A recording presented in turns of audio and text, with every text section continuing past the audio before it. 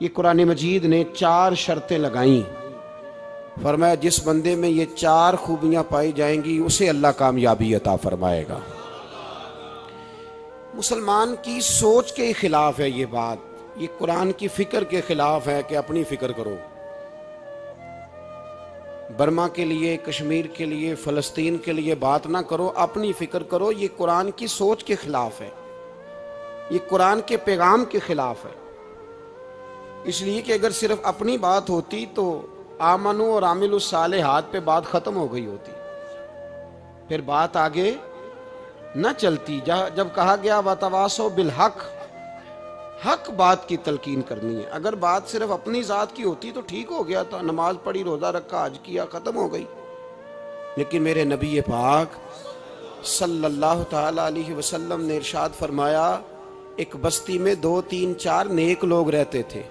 میرے پیارے کریم رسول فرماتے ہیں 3 4 بڑے پرہیزگار، متقی، صاف ستھرے صوفی صاحب، درویش صاحب، علامہ صاحب، بڑے جو کہتے تھے بالکل جی میں کوئی بات نہیں کرتا، کسی بادشاہ کو نہیں چھیڑتا، میں تو بس لوگوں کو اللہ اللہ بتاتا ہوں، میرا کوئی تعلق نہیں، کوئی مرے کوئی جیے۔ بڑے نیک، صاف ستھرے، پرہیزگار۔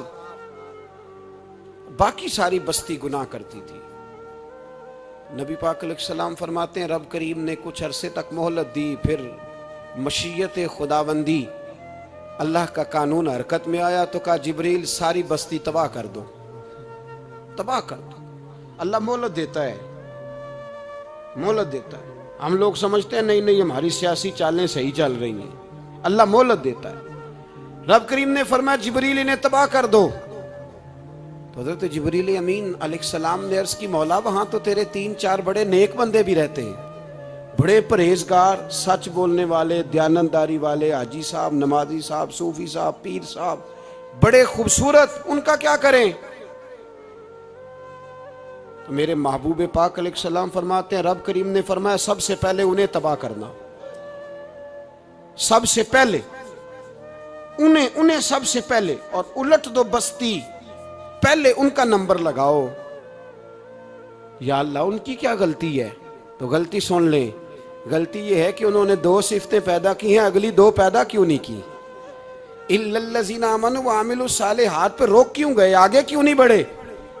اللہ کریم نے فرمایا جبریل دیکھو نا، میری نافرمانی ہوتی رہی اور ان کے چہرے پر کبھی شکن تک نہیں آیا، لوگ میرا قانون توڑتے رہے، انہیں کبھی برا ہی نہیں لگا، گناہ دیکھ کر کبھی خیال ہی نہیں آیا بدلنے کا۔ میرے بھائی امت مسلمہ اپنے لیے تو آئی نہیں دنیا میں، نبی پاک کی اس لیے تھوڑے آئے تھے کہ پیسے کمائیں، دنیا داری کریں، جھوٹ سچ ماریں اور رخصت ہو جائیں، بچے پیدا کریں۔ یہ کام تو ہندو، سکھ، بدھ مت سارے کر رہے ہیں، تو فقط اس کام کے لیے تھوڑی آیا ہے۔ کنتم خیر امت اخرجت للناس، اللہ فرماتے ہیں میرے محبوب کے غلاموں تم بہترین امت ہو، میں نے تمہیں امتوں کے بھلے کے لیے پیدا فرمایا ہے، تمہیں لوگوں کی امامت کے لیے دنیا میں بھیجا ہے۔ اے نوجوان مسلم کبھی یہ تدبر بھی کیا تو نے؟ وہ کون سا گردو ہے جس کا ہے تو ایک ٹوٹا ہوا تارا؟ تو نے کبھی سوچا ہے تو کیا ہے؟ پتہ ہے تجھے؟ روزی کماؤ، روٹی کماؤ، اور اب تو بہت سارے لوگ جھوٹ کی دنیا میں زندہ ہیں، جھوٹ بولتے ہیں اپنے آپ کے ساتھ بھی، دائیں بائیں فراڈ کر رہے ہیں اپنی ذات کے ساتھ، خول بنا لیا اس میں بند ہو گئے، باہر ہی نہیں نکل۔ اپنے ملک کی سوچو، اپنی بات کرو۔ علامہ اقبال نے پتہ کیا کہا تھا؟ اقبال نے، یہ سنو جو لوگ کہتے ہیں پہلے پاکستان، برما کے مسلمان بعد میں، کشمیر کے مسلمان پہلے سنو اقبال کیا کہتے ہیں۔ اقبال کہنے لگے ان تازہ خداؤں میں بڑا سب سے وطن ہے، ان تازہ خداؤں میں بڑا کون ہے؟ وطن کی محبت ایمان کا حصہ، اس میں شک نہیں، لیکن اگر اسلام سے پہلے وطن آ گیا تو اقبال کہتے ہیں ان تازہ خداؤں میں بڑا سب سے وطن ہے، اور جو پیرہن اس کا ہے وہ مذہب کا کفن ہے۔ فرماتے ہیں جو وطن اوڑھ لیتا ہے اس نے اپنے مذہب کو دفن کر دیا۔ سب سے پہلے پاکستان نہیں، سب سے پہلے رسول اللہ کا دین ہے، سب سے پہلے قرآن ہے، سب سے پہلے نبی پاک کا فرمان ہے، سب سے پہلے امت مسلمہ ہے۔ ان تازہ خداؤں میں بڑا سب سے وطن ہے، جو پیرہن اس کا ہے وہ مذہب کا کفن ہے. اور اقبال کہنے لگے قوم مذہب سے ہے، مذہب جو نہیں تم بھی نہیں. قوم مذہب سے ہے، مذہب جو نہیں. کوئی نہیں سمجھ آ رہی آپ کو میری بات؟ قوم کس سے ہے؟ پاکستانی ہونے سے، پنجابی ہونے سے، سندھی بلوچی پٹھان ہونے سے نہ. قوم مذہب سے ہے، اور مذہب جو نہیں تم بھی نہیں. یہ کیسے ہو سکتا ہے کہ مذہب نہ ہو اور بندہ زندہ رہے؟ یہ کیسے ہو سکتا ہے بھائی؟ کافر نے اصل میں جاگ ہی نہیں رہا، میں جاگتا ہی نہیں. میں جیب کی سوچتا ہوں، مسجد کی سوچتا ہوں، خانقاہ کی سوچتا ہوں، مدرسے کی سوچتا ہوں، دکان کی. سارا دن تو اس چکر میں لگا رہتا ہوں لوگوں کو ثابت کرنے میں کہ میں صحیح ہوں باقی غلط ہیں. میں تو اپنی ذات کے خول سے اٹھ ہی نہیں رہا. اور مجھے یہ اندازہ ہی نہیں کہ لیبیا سارا کٹ گیا، مصر کے ٹکڑے ٹکڑے ہو گئے. مجھے پتہ ہی نہیں کہ شام، جس کے بارے میں میرے نبی پاک علیہ السلام نے فرمایا مکے اور مدینے کے بعد اللہ نے سب سے زیادہ برکتیں ملک شام میں رکھی ہیں. اور حضور نے فرمایا جس نے ہجرت کرنی ہو وہ شام جائے. اتنا اعلیٰ ملک سارا کٹ گیا. 4,000 ہزار لوگ ایک دن میں قتل ہو گئے. پر میرا گھر اب آباد ہے نا، کوئی حرج نہیں. وہ کٹتے ہیں تو وہ دور ہیں، کٹتے رہے. فلسطین میں ہمارے ہاں معراج کی محفلیں بڑی جم کے ہوتی ہیں. سارے لوگ پڑھتے ہیں سبحان الذی اسریٰ بعبدہ لیلا من المسجد الحرام الی المسجد الاقصی. انہیں پوچھو روز قرآن مجید میں مسجد اقصی کا نام لینے والوں، تم مسجد اقصی کہتے ہو تو تمہیں اللہ کتنی نیکیاں عطا کرتا ہے. بتاؤ تو صحیح مسجد اقصی کدھر ہے؟ اور اب تو میری طرح کے مولوی آدھی حدیث سناتے ہیں، کہتے ہیں مسجد نبی میں ایک نماز پڑھو تو 50,000 کا ثواب، حرم شریف میں پڑھو تو 1,00,000 کا ثواب. مولانا حدیث یہاں سے شروع نہیں ہوتی. کھولو تو صحیح کنز المال، پڑھو مسند امام محمد بن حنبل، حدیث تو یہاں سے شروع ہوتی ہے. میرے نبی پاک نے فرمایا مسجد اقصی میں جس نے ایک نماز پڑھی 25,000 کا ثواب، اور میری مسجد میں جس نے ایک نماز پڑھی 50,000 کا ثواب، اور اللہ کے گھر بیت اللہ جس نے پڑھی 1,00,000 کا ثواب. مسجد اقصی کا تو ذکر ہی چھوڑ گیا ہے. کیوں؟ وہ مسجد جس کی طرف منہ کر کے 15 سال میرے نبی پاک نے نماز ادا کی. کس نے؟ بولیے گا. 15 سال تک، 2 ہجری میں 13 سال مکے میں، 2 سال مدینے میں، مسجد اقصی کی طرف جدھر منہ کر کے تیرے اور میرے رسول نماز پڑھتے رہے. آج وہ مسجد یہودی کے قبضے میں ہے. کئی جمعے تالا رہتا ہے، وہاں نماز نہیں پڑھنے دی جاتی. مجھے کیا لگے اس بات سے؟ میری مسجد میں تھوڑی لگا ہوا ہے. ایسی ہوا چلی ہے کہ ہر شخص سوچتا ہے تمام شہر جلے بس ایک میرا گھر نہ جلے. بھائی یہ وہ دور ہے جس دور میں ذرا سی بھی کسی شخص کو تکلیف ہوتی ہے تو عالمی میڈیا پہ بات جاتی ہے، موبائل جیبوں میں فوراً تصویریں کیش ہوتی ہیں. میں اور آپ، ہمارا اس قوم سے تعلق ہے جس قوم کے بچے کٹ گئے، ذبح ہو گئے. عورتوں کے پستان کاٹ کے برما کے بدھوں نے ان کے کباب بنا کے کھا لیے. چھوٹے چھوٹے بچوں کی لاشیں انہوں نے لٹکا ڈالی. اور یہاں میں حکومت کی کیا بات کروں، یہاں کسی سیاستدان کو مکھی کاٹ جائے تو ہمارے پھٹے آباد ہو جاتے ہیں بحث کرنے کے لیے. ہمارے اپنے لوگ، عام آدمی نہیں بات کرتا، عام آدمی نہیں نکلتا، عام شخص کو فکر ختم ہو گئی. بھائی سب سے بڑھ کر بہترین مسجد کے خطیب امام حسین تھے. مسجد نبی سے بڑی بھی کوئی مسجد ہوگی جس ممبر پر رسول پاک بیٹھ کے خطبہ دیا کرتے تھے؟ اور میرے مصطفیٰ کے آستانے سے بڑا بھی کوئی آستانہ ہوگا جس کی سجادگی امام حسین کے پاس تھی؟ کہتے ہیں ہمارا کیا تعلق، ہمیں کیا لگے، جو مرضی ہوتا پھرے. امام علی مقام آرام سے مسجد نبی میں بیٹھے تھے. زمانہ پوری دنیا سے جاتا تھا، ہاتھ چومتا تھا، قدموں میں بیٹھتا تھا. اتنے بڑی عظمت والی بھی کوئی شخصیت ہوگی جس کے رگوں میں رسول اللہ کا خون دوڑتا ہے، جسے حضور اپنی زبان مبارک اس طرح وہ چوسا کرتے تھے جیسے عرب کے لوگ پیاس کے عالم میں کھجور چوسا کرتے تھے. اتنا بڑا بھی کچھ شخص تھا. لیکن جب دین پہ کڑا وقت آیا تو حسین نے مسجد کی خطابت نہیں بچائی، آستانہ نہیں بچایا. امام علی مقام نے کہا کوفہ لٹتا ہے تو لٹتا رہے، دمشق میں فساد ہوتا ہے تو ہوتا رہے، وہ ملک شام کی بچیاں رو رہی ہیں تو روتی رہیں کہ ہم پہ یزید قابض ہو گیا، میری مسجد آباد ہے، کافی ہے؟ نا، امام حسین نکلے اور نکل کے کہنے لگے جنت البقیع والی جگہ پہ کھڑے ہو کہ یا رسول اللہ میں جا رہا ہوں اور آپ کے لیے جا رہا ہوں، اس لیے کہ مجھے اس شام کو بچانا ہے جس شام میں رسول اللہ کا کلمہ پڑھنے والے لوگ بستے ہیں، مجھے کوفہ، دمشق، مصر کے لوگوں کو بچانا ہے۔ نانا تیرے کرم کے خزینے کی خیر ہو، میں جا رہا ہوں تیرے مدینے کی خیر ہو۔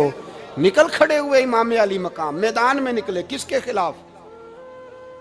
بولے کون تھا یزید؟ مسلمان تھا۔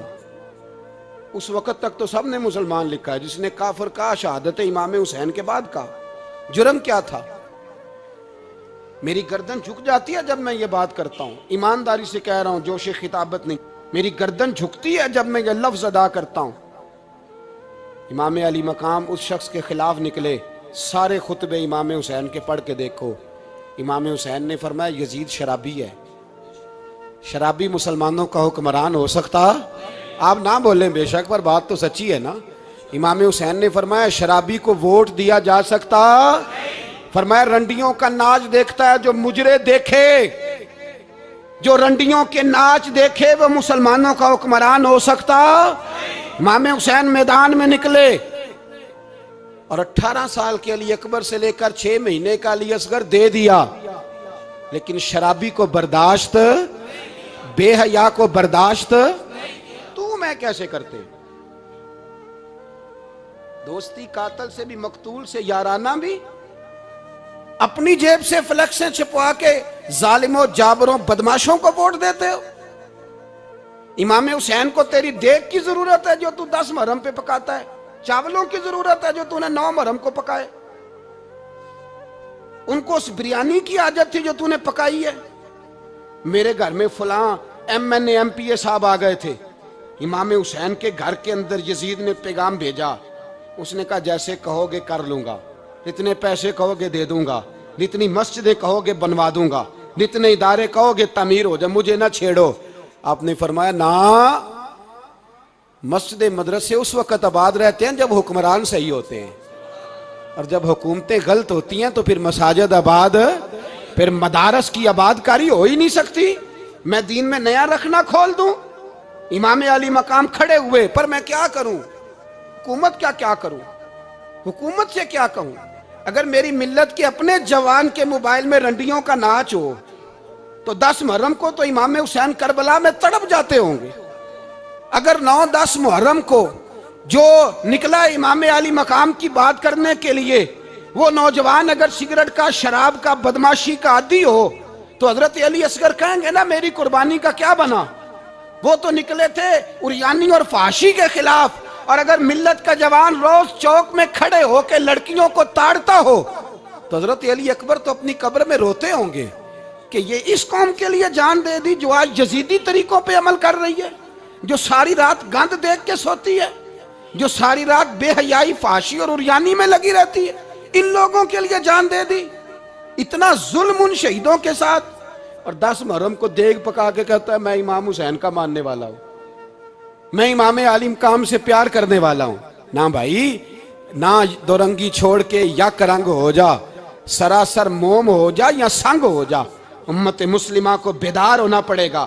امام علی مقام میدان میں نکلے، ڈٹ کے نکلے، اور امام نے فرمایا میدان میں نکل کر کہ میرا وطن مدینہ ہے، میرا وطن مدینہ ہے، پر مدینہ بعد میں، رسول اللہ کا دین پہلے۔ تو پاکستان کی بات کرتا ہے؟ امام علی مقام نے فرمایا مدینہ کی شریعت بعد میں، رسول اللہ کا دین پہلے، اور تیرے تو بچے عام سے ہیں۔ امام حسین نے فرمایا میری گود میں جو بچے ہیں وہ رسول اللہ کے نواسے ہیں، پر بچے بعد میں، نبی پاک کا دین پہلے۔ آپ نے فرمایا تیری بیٹی بڑی باوقار ہوگی، اس کی بڑی عزت ہے، تو کہتا ہے بیٹی کی وجہ سے بلیک میل ہو گیا، لیکن جو شان خدا نے حسین کی بیٹی کو عطا فرمائی، جن بچیوں کا سر کا بال ننگا ہو جائے، سر کا بال ننگا ہو جائے تو امام شورانی فرمایا کرتے تھے اگر مدینے میں کسی سیدزادی کے سر کا بال ننگا ہوتا تھا تو سورج اپنا منہ چھپا لیا کرتا تھا، سورج چھپ جاتا تھا بادلوں کی اوٹ میں، اور مدینے والے سمجھ لیتے تھے کہ گھر میں کام کرتے کرتے کسی سیدزادی کے سر کا کوئی بال ننگا ہو گیا۔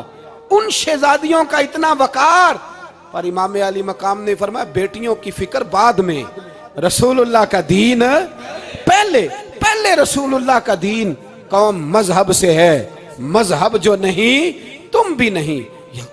یاد رکھ میرے بھائی، امام علی مقام رضی اللہ تعالیٰ عنہ نے میدان میں نکل کر پہلے مذہب کی بات کی، اور آج دین نبی دا وانگ یتیمہ رووے تے کرلاوے تے آکھے میں کتھوں لبا عمر بہادر، میں کتھوں لبا عمر بہادر جیڑا مینوں سینے لاوے، معصوم بچے معصوم۔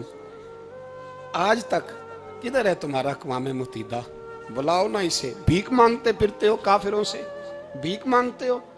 بچہ شام کو گھر نہ آئے تو ماں دروازے پہ نظر لگا کہتی بیٹے ٹائم پہ آ جایا کر، مجھے نیند نہیں آتی، وقت پہ۔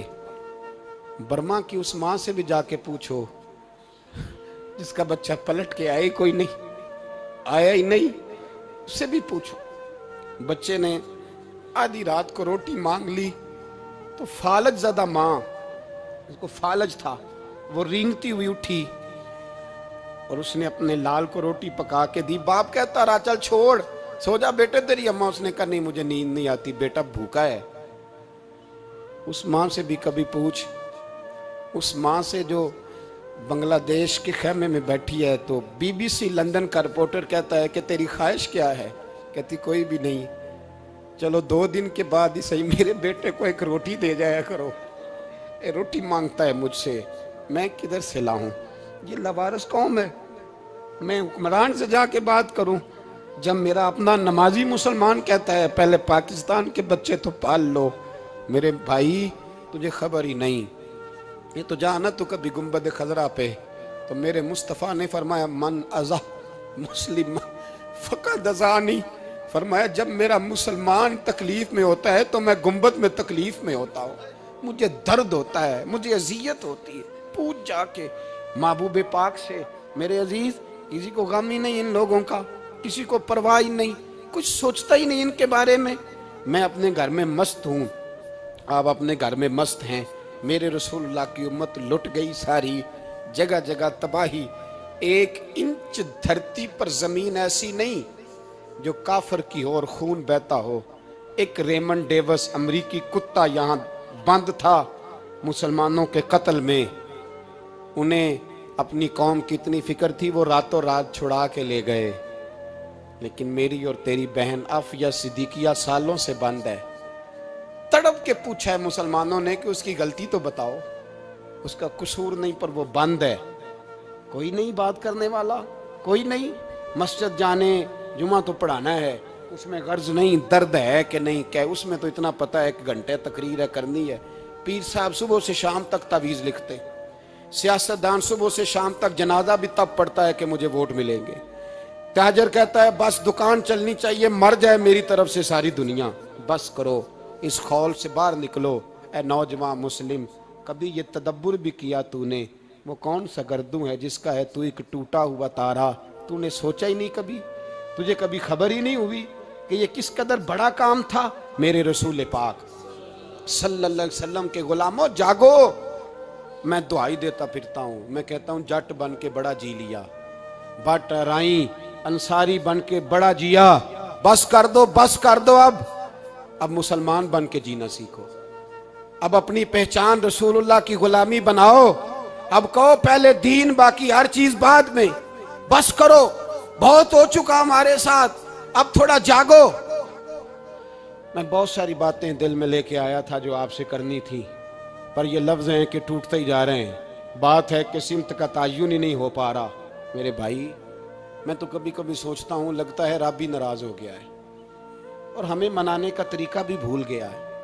نہ ہماری مسجدوں میں تہجد پڑھی جاتی ہے، نہ کسی کو نماز توبہ یاد رہی، نہ کوئی استسقاء والا ہے، کوئی نہیں۔ جو پیر صاحب کے پاس جا کے بیٹھتا ہے تھپکی دیتے ہیں، کہتے ہیں جا تیرا کام ہو جائے گا، موج کر، कभी नहीं को कहता तौबा भी कर, इस्तिगफार भी पढ़, ये दाढ़ी पूरी कर, दीन रसूलुल्लाह का इसकी तरफ तू तवज्जो कर। कोई तबलीग ही नहीं करता, सारे फूका फाकी पे लग गए हैं। कोई ख्याल ही नहीं आ रहा किसी शख्स को कि हमारी तबाहियों का सबब क्या है। कि इलाका तक का बरस फतह हुआ, तमाम लोग नारे लगा रहे हैं। हजरत अबू ज़र गिफारी कोने में बैठ के रोने लग गए। मुसलमानों को फतह मिली, सब लोग नारे लगा रहे हैं, खुशी हो रही है कि इलाका फतह हो गया। हजरत अबू ज़र गिफारी रोने लगे और तड़प के रोए। लोगों ने कहा अबू ज़र क्यों रोते हो? आप फरमाने लगे ये लोग बरसों से काबज थे इस शहर पर, ये जिन लोगों से आज हमने लिया है ये बरसों से, दिल के कानों से खुल सुनने वाली बात है। फरमाने लगे ये बरसों से काबज थे, इन्होंने अल्लाह की नाफरमानी की है तो आज इलाका इनके हाथों से निकल गया है। मैं रो इसलिए रहा हूं कि खुदाया कहीं हमसे भी नाफरमानी ना हो और ये हमारे हाथों से भी ना निकल जाए। शाम निकल नहीं गया हमारे हाथों से, लीबिया निकल गया, मिस्र निकल गया, इराक निकल गया, अफगानिस्तान निकल गया। और अगर देखो तो बिला वास्ता हर जगह काफर का डेरा। वो रो रहे हैं, कहते हैं जब कौम अल्लाह की नाफरमानी करती है तो इलाके निकल जाते, तड़प रहे हैं। मुझे कोई फिक्र नहीं, कोई नहीं रोया मिस्र के जाने पर, कोई नहीं रोया लीबिया की तबाही पर, शाम के बच्चों पे कोई नहीं रोया। हम लोग यहाँ ईद मनाते रहे, ईद पर लोग नए कपड़े लेते रहे और बर्मा के मुसलमानों को कफन तक नसीब ना हुआ। कोई नहीं तड़पा इन लोगों पर, किसी को ख्याल नहीं आया। साहब इमाम अली मकाम की फिक्र को समझो, इस पर गौर करो, बस कर दो, नींद बड़ी लंबी हो गई, अब उठो इस बेदारी से, उठो। जब कौमें नाफरमानी करती हैं तो मुल्क छिन जाते हैं और काफर बारी बारी करके बारियां लगा रहा है, बारी बारी। तुम्हें कई दफा धमकियां दे चुका है, वो तुम्हारा नंबर कई दफा लगा चुका है। अब ख्वाबे गफलत से उठ जाओ, आग पैरों तक आ गई है, ऐसा ना हो जला डाले सारा कुछ। हजरत सैयदना अबू ज़र गिफारी रो के फरमाया करते थे जब तुम नाफरमानियां करोगे तो इलाके तुम्हारे हाथों से निकल जाएंगे। सो निकल गए। गौसे आजम के बगदाद पे कई दफा बम गिरे, मौला अली शेर खुदा का शहर नजफ कई दफा बम की नजर हुआ, इमाम अली मकाम के करबला में अब तक कई दफा जंगें हो चुकी, इसलिए कि हम नाफरमानी करते हैं, इलाके छिन जाते हैं। दूसरी बात यह कि फिर हमें वो तरीका भी नहीं आता जिससे रब को मनाया जाता है। आप यकीन करें, मुसलमान पे एक 5 वक्त की नमाज है, वो भी बोझ है। 2.5 घंटे की तकरीर और 5 मिनट की जमात में लोग भागते फिरते हैं, बड़ा मुश्किल है। आज तक मुसलमान एक 5 वक्त नमाज पढ़ने के लिए बहाने ढूंढ रहा है, अभी तक। तो वो मुसलमान कहां से आएंगे जो रात को रोया करते थे, रातों को उठ के रोते थे तो सवेरे अल्लाह काफिर के मुकाबले में इतनी मदद करता था कि 10 मुसलमान लाखों को भगा दिया करते थे। इसलिए कि मदद किसकी शामिल होती थी? बोल के बताइए, कौन मदद करता था? क्योंकि देखे ना, ये हमें तरीका बताया नबी पाक ने। अल्लाह हुजूर से राजी था कि नहीं? यार इस पे जल्दी जल्दी बोलो। अल्लाह राजी था ना? तो बदर की रात हुजूर क्या करते रहे सारी रात? ही साथ नहीं था अल्लाह? वो तो वहां से फरमा रहा है गारे सौर से, इन अल्लाह माना। महबूब कह दे कि अल्लाह तेरे साथ है। वहां थे महबूब कह रहे हैं अल्लाह हमारे साथ है, वहां से अल्लाह साथ था। पर सारी रात, बदर की सारी रात, और दुआ का रंग क्या था? हज़रत अबू बकर सिद्दीक फरमाते हैं हुजूर ने हाथ उठाए, अल्लाह ये मेरे 313 है, मैं कुल कमाई लेके आ गया। अल्लाह मेरी कुल कमाई है, अगर ये हलाक हो गए तो कयामत तक कौन तेरी इबादत करेगा? ऐ अल्लाह मदद फरमा। और हुजूर मनाते हैं रब को, कहते हैं या अल्लाह तूने वादा नहीं किया था तू मदद करेगा, या अल्लाह तेरा वादा नहीं था तू कामयाबी देगा, या अल्लाह तूने सारी रात मनाते गुजर गई, सारी रात। सुबह का उजाला चमका तो हज़रत अबू बकर फरमाते इतना लंबा सजदा किया, हुजूर सजदे में थे, मैं देखते देखते थक गया, मैं सजदे की हालत में ही हुजूर पर लेट गया, लिपट गया। मैंने कहा महबूबा सर उठाएं, वो देखे अल्लाह ने मदद नाज़िल फरमा भी दी है। उठाइए सर। हुजूर ने अल्लाह को मनाया, نبی پاک منایا کرتے تھے، ہم اب سجدوں میں بھی نہیں جاتے. اتنی سو گئی امت، سجدوں تقریروں سے انقلاب لانا چاہتے ہیں، ہم خالی نعروں سے انقلاب برپا کرنا چاہتے ہیں. لوگ جب روتے تھے بوڑھے لوگ سجدوں میں، اور عالم فاضل صوفی کی تو کیا بات ہے نا، وہ تو اللہ کے نمائندے ہیں کہ جس کے صرف سفید بال ہو جائیں، میرے نبی پاک علیہ السلام نے فرمایا رب تو ان کی بڑی عزت کرتا ہے. مزید اس طرح کے اسلامک بیانات سننے کے لیے ہمارے چینل روشن اسلام کو سبسکرائب کریں اور گھنٹی کے بٹن کو بھی دبائیں.